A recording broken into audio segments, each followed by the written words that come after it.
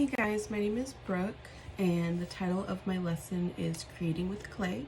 It's meant to be for third graders. Number of students is about 20, and this lasts for about 70 minutes.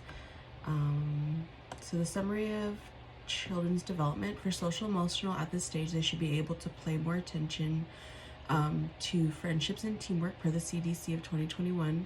This lesson plans allows the students to work together in teams and use tools to manipulate the clay together to make new art. While working in groups, they're able to focus more on the fact that they're all working to build one thing rather than just sitting together building their own individual things. As far as physical, at this stage, children are able to coordinate hands and eyes, which leads to more interest in drawing and painting per education.com. By manipulating the clay, the different tools, the students are able to use their fine motor skills to enhance their hand-eye coordination while using their imagination to produce what they want to relay to other people. For prior knowledge, the students should have about creating with clay by third grade should be what clay is, what it is made out of, and how to manipulate it with their hands and tools. By this stage, they should be able to express their creativity while being able to challenge themselves using different modes of art.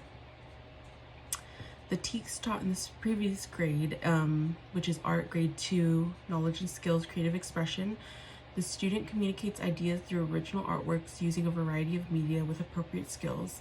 The student expresses thoughts and ideas creatively while challenging the imagination, fostering reflective thinking, and developing disciplined efforts and progressing problem-solving skills.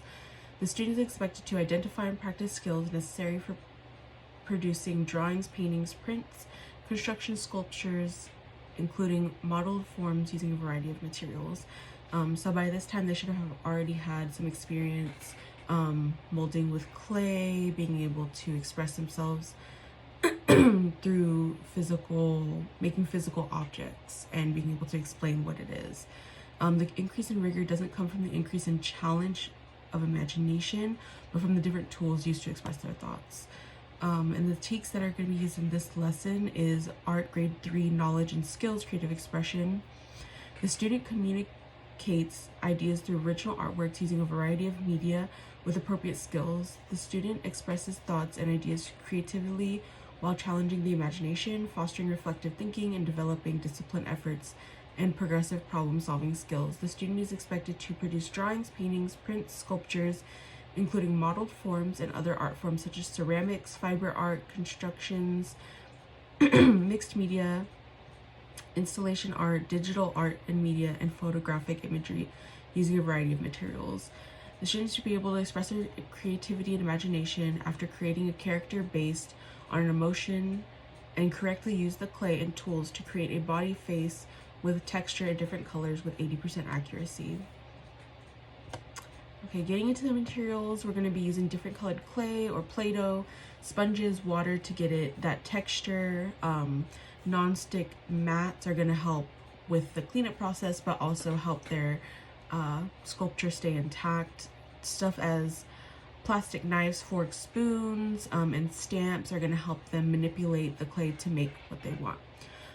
The materials connected in the cultural and developmental needs of the students by using different types of clay that can be found in different households, so they should already have a kind of a hold on what it is and what it means to use it, such as red clay and Play-Doh. For developmental needs, the lesson allows tools that children should be familiar with, such as plastic knives, forks, and spoons.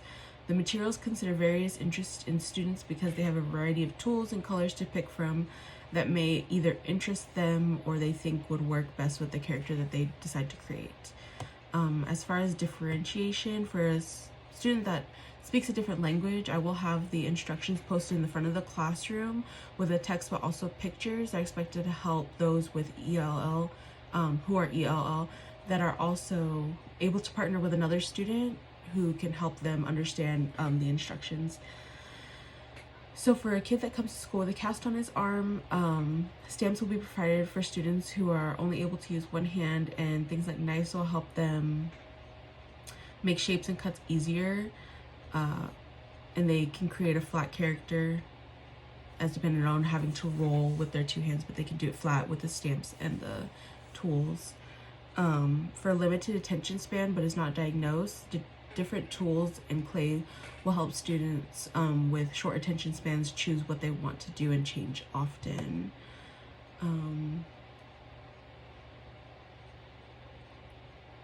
So starting off with the Engage, this lesson will start off by being presented with 3 different sculptures. They can be actual sculptures, that would be the ideal, but if that's not available, I'm going to go online and pick 3 different images of sculptures, and I would ask them, how does each of these sculptures make you feel?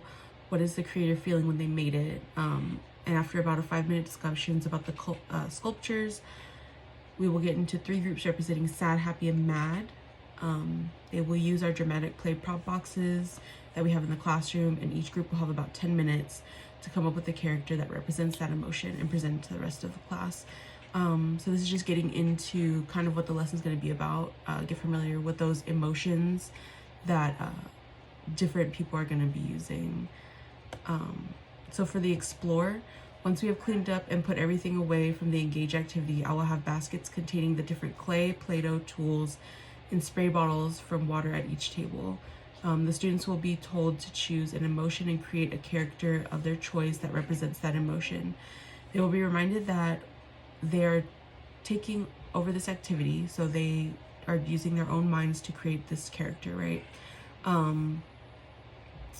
The directions will be posted out large in front of the classroom and have pictures representing what is expected to guide students through the process. Direction time should be about 5 minutes, and then they will have 15 minutes to create their character. For students that finish early, they'll have the opportunity to use scrap paper and crayons to draw their characters in a scene that interacts with their emotions. For example, the student whose character is mad could draw their character being given flowers and then drawing them happy. So for this activity, I actually have this air dry clay, right? And it's just a plain like white color. There's a lot of it, so it could be used for a lot of students. And then the character that I did was sad. And so I put on this black paper so that you guys could see a little bit better. But yeah, I did it flat like this. And so all the students will have a character like this. They don't have to necessarily be human. They could be, an animal or just a character that they think of in their mind. So once we finish with that Explore activity, they will still have their figures on their desk, and then we're going to go into the Explain, which is going to last about 10 minutes. For the Explain, we're going to have a gallery walk. They will still have all of their figures on the table, but they will also have a clipboard and paper, and they're going to walk around to everybody else's tables and look at their art, and they're going to use vocabulary words posted on the board such as tools, textures, and pattern. Those 3 vocabulary words need to be in their description of one or many of the figures that they see in the gallery walk. We will then begin to transition by cleaning up the clay and wiping down the tables. And this will lead into the Expand, which is going to be about 15 minutes. This part of the lesson plan will be circle time activity, where students will be given little pieces of paper that they have emotions written on them. So happy, mad, sad, scared, and excited. Just the words will be on the pieces of paper. They will secretly look at their piece of paper and then put it away in their pocket or hold it in their hand. We will go around the circle and give each student an opportunity to share a time when they felt their emotion, and the other students will guess that emotion. So for example, if I had angry, I wouldn't say angry, but I would say, one time I was walking and somebody tripped me and I felt this emotion, and everybody would guess angry or whatever their guess. Circle time should last for about 10 minutes, and then the students will ball up their piece of paper with the emotion, toss it up in the air, and pick up the ball around them. Once they have read their new emotion, we will go around the circle and make a face that represents the emotion. So not only will they have time to make up a story that creates their emotion and everybody can say, okay, I felt like that before, but then after that they're able to make a face that would just connect that story with something physical that they can look at and feel. Next, we're going to go into the Evaluate, which is about 10 minutes. To close out this lesson, the student will be evaluated on their understanding of pattern, texture, and tools. They'll be shown 5 different pictures of sculpting clay that has been manipulated on a piece of paper. They will write the different techniques they see the artist used while creating the sculpture. They will turn it in, and I will use a rubric to grade their observations, such as their use of vocabulary words, if they actually understand what we've been talking about, they understand how we're using this and the connecting to their imagination. So that is it. Thank you so much for listening. This is a really fun activity. I enjoyed making it. Thank you.